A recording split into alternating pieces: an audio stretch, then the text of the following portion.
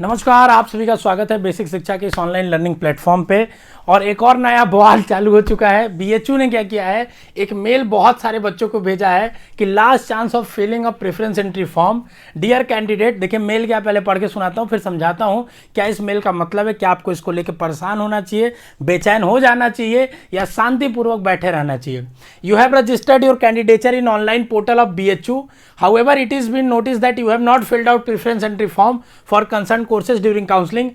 If you are still interested in admission at BHU, you must complete process of filling out the preference form by 5 p.m. of 16th October. Otherwise, your candidature will not be considered for admission of concerned university. No claim will be entertained after date and time 5 p.m. of 16th October.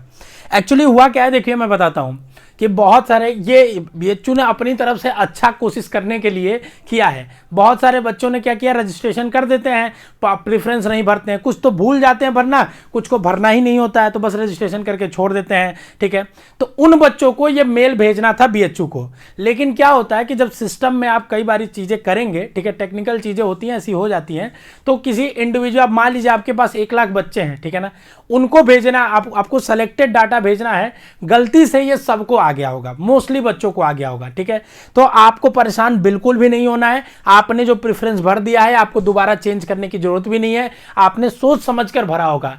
किसी भी चीज के दबाव में आके अपने preference को बदलाव ना करें, क्योंकि जब आप प्रेफरेंस बना रहे थे अपना, जब आप प्रेफरेंस भर रहे थे तो कुछ ना कुछ सोच समझ के ही किया होगा।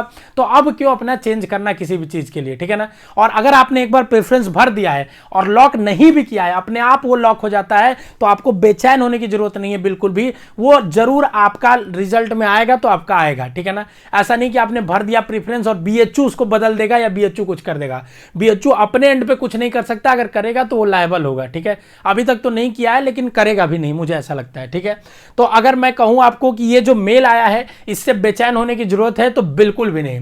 ये उन लोगों के लिए सिर्फ है जिनका, आप खोलेंगे तो आपका पोर्टल खुल भी नहीं रहा होगा, मतलब प्रेफरेंस भी नहीं भरा रहा होगा आपके पोर्टल पे, कईयों पे नहीं हो रहा होगा, हो सकता है कईयों पे हो रहा हो। ठीक है, तो आपको कुछ भी इस मेल को इग्नोर करना है। अगर आपने प्रेफरेंस भर के अपना सेव कर दिया है पूरा का पूरा, ये आपके मेल, आपके मतलब का कोई मेल नहीं है। बस ये ऐसे ही बीएचयू सबको भेज रहा था, आप किसी सेलेक्टेड स्टूडेंट्स को भेज रहा था, सबको चला गया। एक टेक्निकल ग्लिच इसको कह सकते हैं बीएचयू की तरफ से।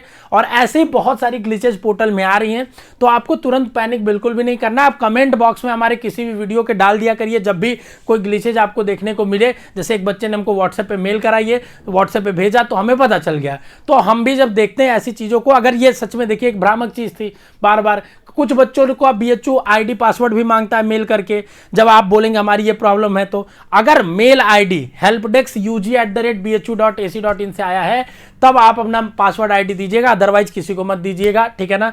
और दूसरी बात, बीएचयू को भी नहीं मांगना चाहिए मेल आईडी, क्योंकि उनके पास तो बैकएंड से डाटा होगा।